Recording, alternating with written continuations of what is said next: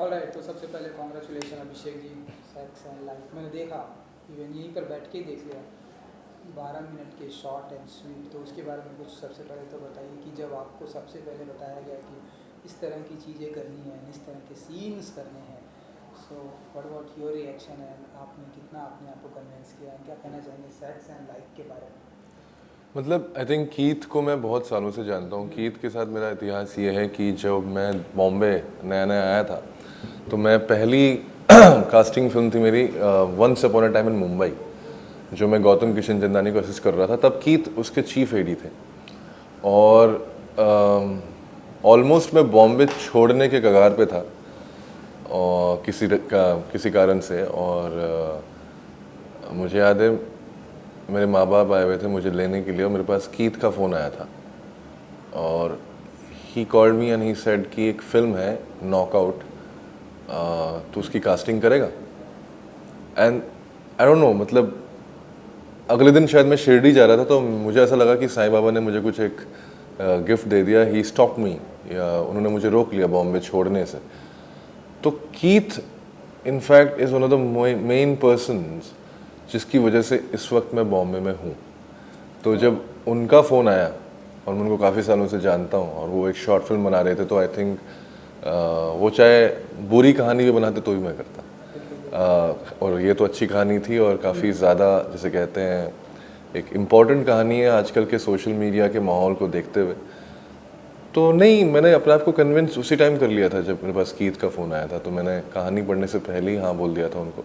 और फिर जब कहानी पढ़ा तो नहीं, ये सीन्स की जो आप बात कर रहे हैं कि करने में, आई थिंक एक एक्टर हूँ तो मुझे ऐसे सीन्स करने में या इससे भी कुछ और, अगर जैसे कहते हैं आप बोल्ड कह लीजिए या क्रेजी सीन्स करने में कभी भी कोई परहेज़ नहीं होगा जब तक कि मुझे फिल्म मेकर पे भरोसा है और उस कहानी जो कहना चाह रही है उस पर भरोसा है।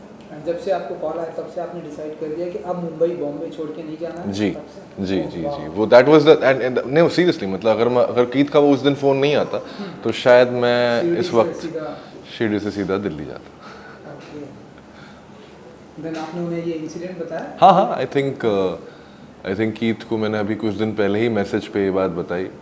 कभी कभार कुछ लोग ऐसी चीज़ें कर जाते हैं आपके लिए, उनको पता भी नहीं होता, तो उनको बताना बहुत ज़रूरी है, खासकर जब आपको शायद कुछ मिल रहा हो दुनिया से या भगवान से या यूनिवर्स से।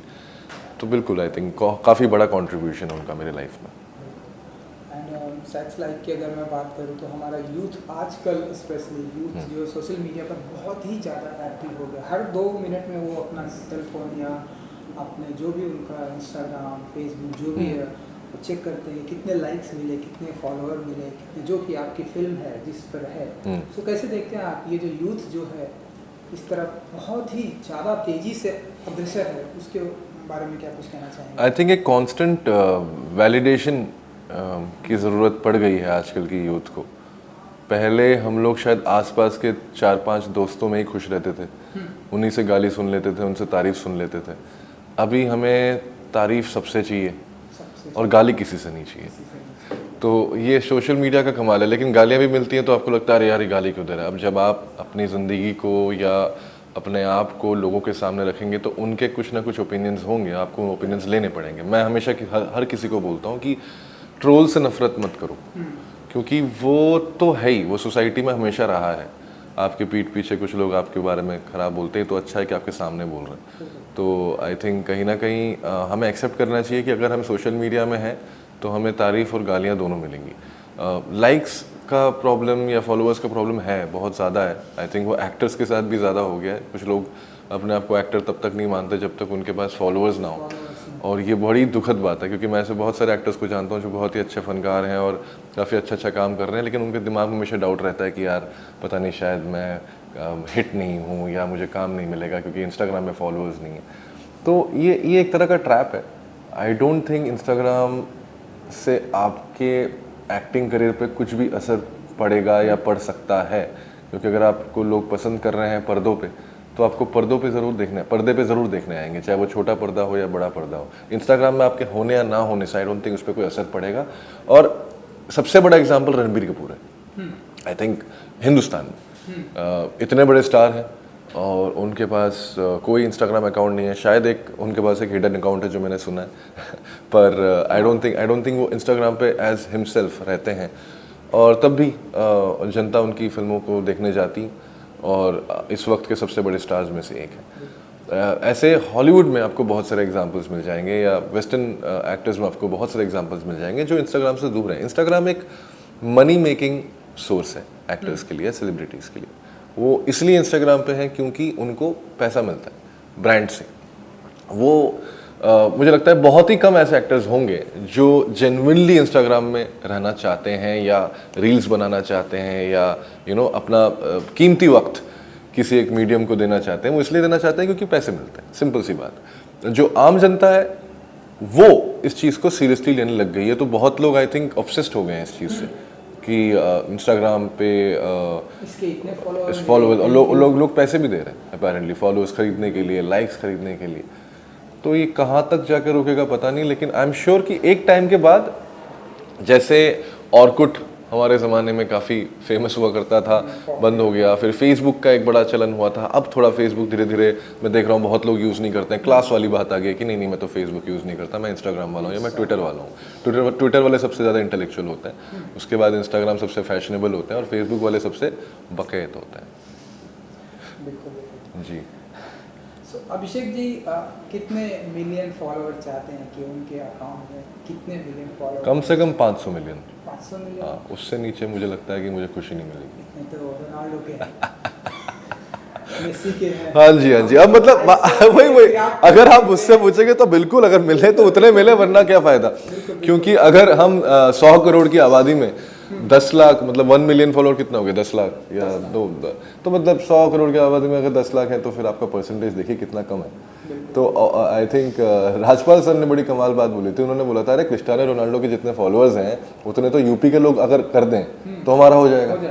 तो बात सही है। तो अगर हिंदुस्तान में अगर आपको जेन्युइनली देखना है तो एक्चुअली उतना होना पड़ेगा, या तभी आप एक्चुअली फेमस हैं, वरना उतने तो लोग आ ही जाएंगे। मतलब थोड़ा बहुत भी काम अगर कोई इंसान करेगा, बहुत लोग ऐसे हैं जो उन्होंने शायद कुछ काम नहीं भी किया है, उनके भी बहुत सारे फॉलोअर्स हैं, बिकॉज वो सोशल मीडिया पे फेमस है। क्योंकि एक्चुअली वो डिफरेंट मीडियम भी है।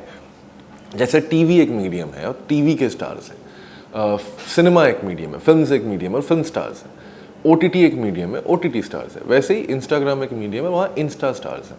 तो वो स्टारडम कहीं और रिफ्लेक्ट नहीं करती है, वो वहाँ पे रिफ्लेक्ट करती है। और इस चीज़ को समझना बहुत ज़रूरी है सारे आर्टिस्ट्स के लिए। सो जैसा कि आपकी फिल्म में ही, इसलिए ये सवाल मैं पूछ रहा हूँ, ऐसी कोई एक्टिविटी करना चाहते हैं अभिषेक जी जिससे सारे इंस्टाग्राम आपके फॉलोअर को लगे कि या वाह ये इस बंदे ने ऐसा कुछ किया है कि इसे फॉलो करें एंड इसके अकाउंट को और ज़्यादा लाइक मिले, ज़्यादा फॉलोअर करें, तो ऐसी कोई एक्टिविटी करना चाहते हैं? मुझे लगता है मैं कोई ऐसी एक्टिविटी नहीं करना चाहता हूँ, लेकिन मैं वेट करने को रेडी हूँ। मैं चाहता हूँ कि जैसा मैं हूँ वैसे ही लोग मुझे एक्सेप्ट करें। इसलिए मैं शायद सोशल मीडिया पे बहुत सारी उस वाली प्रथा में नहीं घुसा हूँ, रील्स बनाना, या मैं ज़्यादा फ़ोटोज़ भी अपलोड नहीं करता, या इनफैक्ट मैं तो कई बार इवेंट्स पे जाता हूँ, वो फोटोग्राफर्स हायर करके जो फ़ोटोज़ खींचने होते हैं, मैं वो सब नहीं करता क्योंकि मुझे एफर्ट डालना नहीं है। मैं एफर्ट किसी दूसरी कंपनी के लिए नहीं डालना चाहता। इंस्टाग्राम के लिए काम मैं क्यों करूँ, मैं अपने लिए काम कर रहा हूँ और एज एन एक्टर मैं वही करना चाहता हूँ। बट ये है कि जिस तरह का मैं हूँ और जिस तरह का मेरा टैलेंट है या जो भी मैं करूँगा उसके हिसाब से ही लोग आए, क्योंकि मुझे ऐसा लगता है कि वो फॉलोअर्स फिर टिकेंगे। जो इसलिए है कि मैं रोज़ कुछ कंटेंट डाल रहा हूँ, वो कुछ ना कुछ थोड़े टाइम बाद चले जाएंगे, क्योंकि अगर मैं कंटेंट मेरा अच्छा नहीं हुआ या मैं रोज़ नहीं डाला तो वो बोर हो जाएंगे। लेकिन वो लोग जो सिर्फ मेरे एक्टिंग के टैलेंट की वजह से हैं या मेरे परफॉर्मेंसेस की वजह से मुझे फॉलो करते हैं, वो मुझे हमेशा फॉलो करते रहेंगे, ये मैं समझ चुका हूँ। तो इसलिए आई डोंट थिंक मैं कोई एफर्ट डालना चाहता हूँ, लेकिन धीरे धीरे मेरी ऑडियंस वहाँ बढ़ती रहे, मेरे हर परफॉर्मेंस को वो लोग सराहें और उसके बाद वो मेरे प्रोफाइल पे आए, बस यही चाहता हूँ। जैसा मैं हूँ, आई थिंक जो बातें मैं करता हूँ वैसे ही बातें करना चाहता हूँ। I don't want to pretend to be anybody else. I think I want to be me and I have to be accepted, not a personality. Social media एक ऐसा प्लेटफॉर्म है अभिषेक जी, जितना मेरा नॉलेज है मैं जानता हूँ, क्योंकि सवाल भी सोशल मीडिया, आपकी फिल्म भी सोशल मीडिया पर है, इसलिए ये सवाल है कि अगर सोशल मीडिया पर अगर आपको एप्रिसिएशंस मिलते हैं बहुत सारे, तो वहीं कहीं ना कहीं आपको क्रिटिसाइज़ भी किया जाता है, गालियाँ भी पड़ती हैं, तो इस चीज़ के लिए कितना रेडी रहते हैं? हमेशा रेडी रहता हूँ। अगर मुझे तारीफ मिलेगी तो गाली भी मिलेगी और उसके लिए मैं रेडी रहूँगा। जहाँ से मैंने ये इंटरव्यू शुरू भी किया था, मैंने वही बोला था कि आई थिंक आपको तारीफ़ें बहुत मिलेंगी, गालियाँ भी बहुत मिलेंगी, और कभी कभार शायद गालियों की क्या नंबर ज़्यादा होंगे तारीफ़ों से, लेकिन वही अगर आप पब्लिकली अपने आप को डाल रहे हो सबके सामने तो क्रिटिसाइज़ तो होगा। तो और उस क्रिटिसिज्म से डरना नहीं चाहिए, क्योंकि वो तो उसको एक्सेप्ट करना चाहिए। अगर वो लोग जो बोल रहे हैं सुनिए, अगर आपको नहीं पसंद आ रहा है मत सुनिए, it's as simple as that. But ये होता है ना कि कभी कभार हम 10 तारीफ़ों में से वो एक गाली को देखते हैं और अपने आप को कोसते रहते हैं। तो आई थिंक वो उसको अफेक्ट नहीं करने देना है अपने आप को, क्योंकि क्रिटिसिज्म के बिना आपका प्रोग्रेस नहीं होने वाला। बिल्कुल।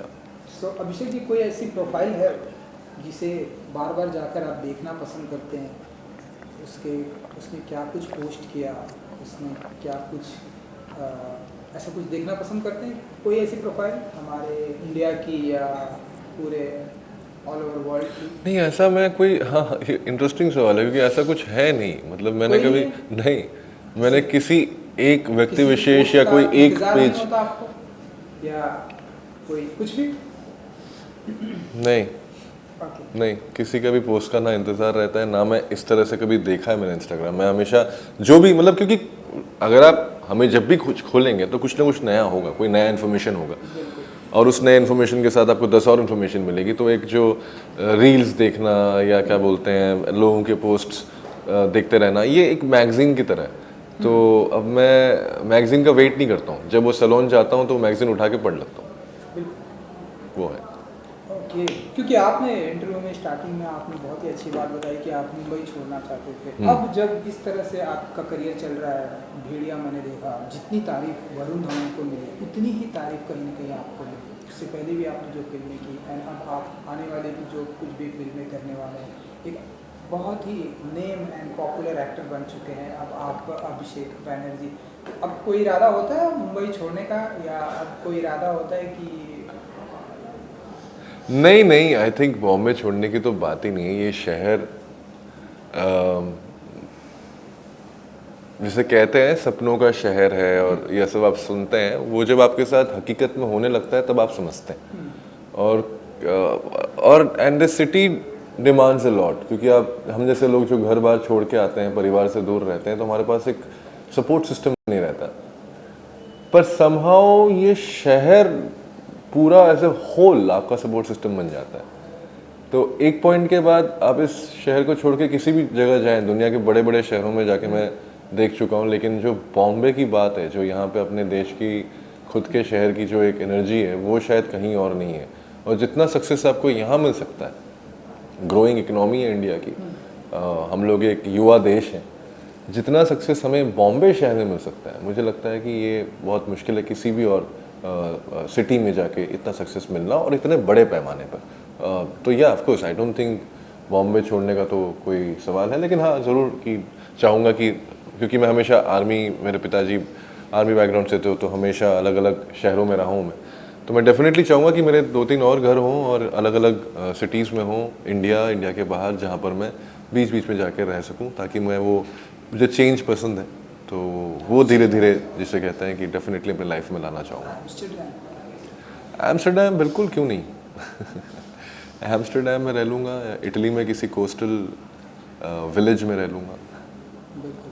तो चलिए, आफ्टर सेक्स लाइफ के अलावा और क्या कुछ आपके प्रोजेक्ट अनाउंसमेंट होने वाले हैं, अगर आप कुछ बता सकें? अपूर्वा एक फिल्म है जो कि निखिल भट्ट ने बनाया है, मुराद खैतानी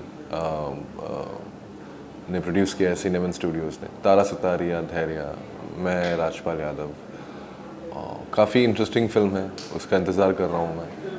उसके बाद ड्रीम गर्ल 2, वो तो आई थिंक रिलीज़ होगी इस साल।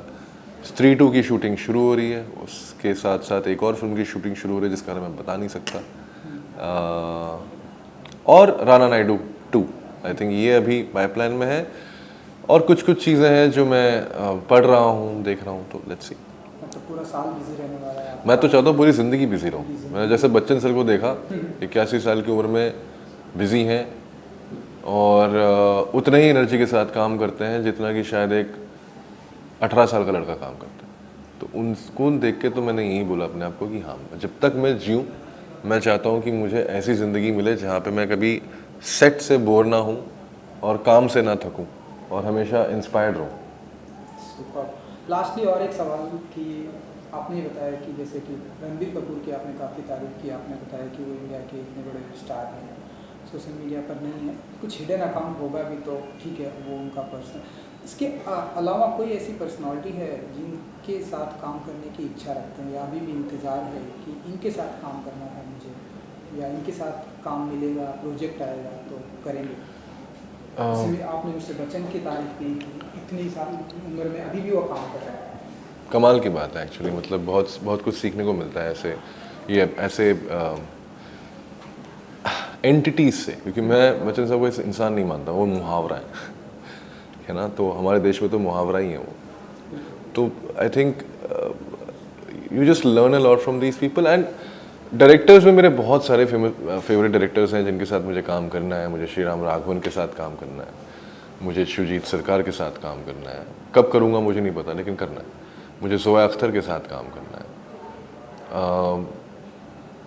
दिबाकर बैनर्जी, आई थिंक, मतलब there are so many good directors जिनकी फिल्में देख के मैं बड़ा हुआ हूँ, तो होपफुली एक दिन मैं उनके साथ वापस काम करूँगा। अविनाश अरुण जिसके साथ मैंने पाताल लोक किया, ही is one of my favourite directors, तो मैं चाहूँगा कि उसके साथ तीसरी बार वापस काम करूँ। तो है कुछ लोग ऐसे हैं। अगर एक्टर्स की बात करेंगे तो ऑफकोर्स शाहरुख खान, मतलब पता नहीं उनके साथ क्या करूँगा, कैसे करूँगा, क्या मिलेगा, बट डेफिनेटली अगर मुझे कहीं मौका मिलेगा उनके साथ कुछ अच्छा करने के लिए तो I would definitely want to work. वो दिल्ली से हैं, हमारे पड़ोसी कॉलेज से हैं, हंसराज, तो मैं किरोड़ीमल का हूँ, तो मतलब उनके बारे में बहुत कुछ सुना है कॉलेज के टाइम से। आज ही मैं एक फिल्म जो उस ज़माने में कॉलेजेस में बनाई गई थी, वो एक फिल्म देख रहा था जहाँ पे उनका एक शॉट था, वो बड़ा इंटरेस्टिंग आर्काइव फिल्म थी, कॉलेज के टाइम पे शायद उन्होंने शूट किया होगा। तो हाँ, मतलब उनके साथ अक्षय कुमार मेरे जैसे कहते हैं कि मैंने शायद कॉमेडी उनसे सीखी है। मैंने ये बात तो आई थिंक भेड़िया के टाइम पे वरुण और मैं हमेशा उन्हीं को कॉपी करते रहते थे, पता नहीं सेट पे, और जब भी मतलब समझ नहीं आता था कि सीन को कैसे परफॉर्म करना है तो अक्षय कुमार बन जाते थे हम दोनों, और then we used to perform. So yeah he is one of my childhood ideals, तो मैं उनके साथ डेफिनेटली काम करना चाहूँगा, होपफुली किसी कॉमेडी में। चलो सुपर। जाते आते अपने ऑडियंस को कुछ कहेंगे जिन्होंने आपको बॉम्बे में बांध के अभी तक रखा है, ना विश कि ऐसे ही बांध कर रखेंगे और ढेरों सारा काम कराएंगे, उन ऑडियंस के लिए क्या कहेंगे? Abhishek, I think thank you for involving, मतलब आप लोग काफ़ी ज़्यादा इवॉल्व हो चुके हो और उसकी वजह से शायद हम जैसे एक्टर्स को और काम मिल रहा है। ये जो नया दौर आया है OTTs पे, जहाँ पे हम जैसे बहुत सारे एक्टर्स को काम मिल रहा है, राइटर्स को, डायरेक्टर्स को, इसका सारा क्रेडिट आपको जाता है क्योंकि आप लोगों ने हमें देखा और एक्सेप्ट किया। और ये आई थिंक, और आपने एक मैसेज दिया कि टैलेंट को ऑडियंस हमेशा एक्सेप्ट करना चाहती है। So thank you so much, keep accepting, appreciating and criticising if by chance we lose our way. Thank you so much.